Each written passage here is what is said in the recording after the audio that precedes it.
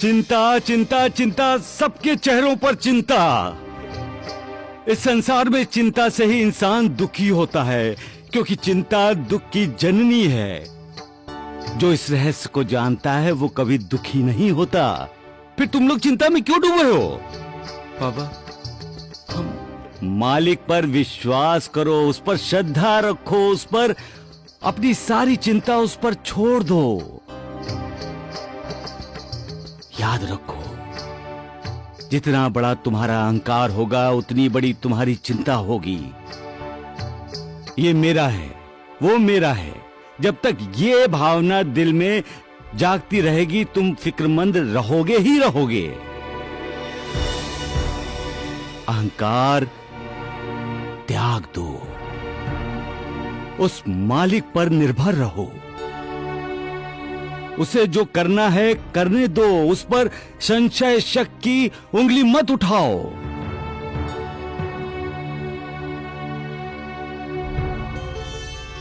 अपने इस शरीर को ही उसका मंदिर बनाओ। भूल जाओ अपने आप को,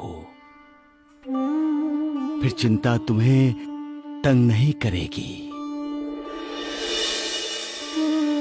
एक समय की बात है, एक साधु गांव के कुछ लोगों के साथ नदी पार करने के लिए नाव में बैठा था।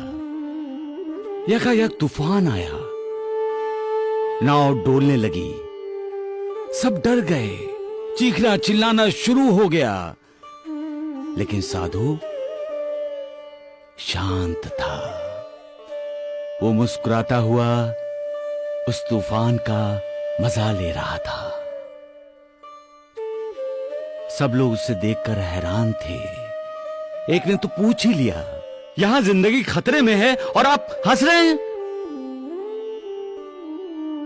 साधु बोला, अगर हम रोएं तो क्या जिंदगी बच जाएगी?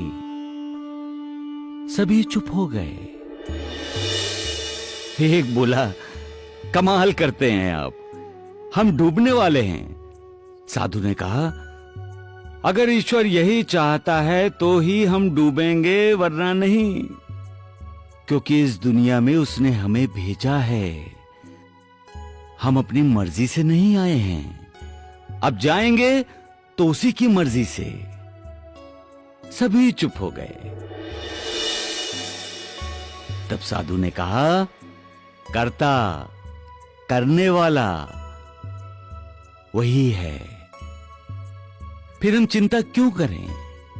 उस पर विश्वास करो, वो कभी किसी का बुरा नहीं करता, और वो जो करता है उसके पीछे भी सबका भला छिपा होता है।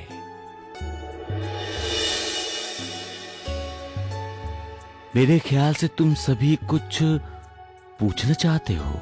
देवा, हमारी नाव किनारे लग गई। तूफान शांत हो गया बाबा। सबका मालिक।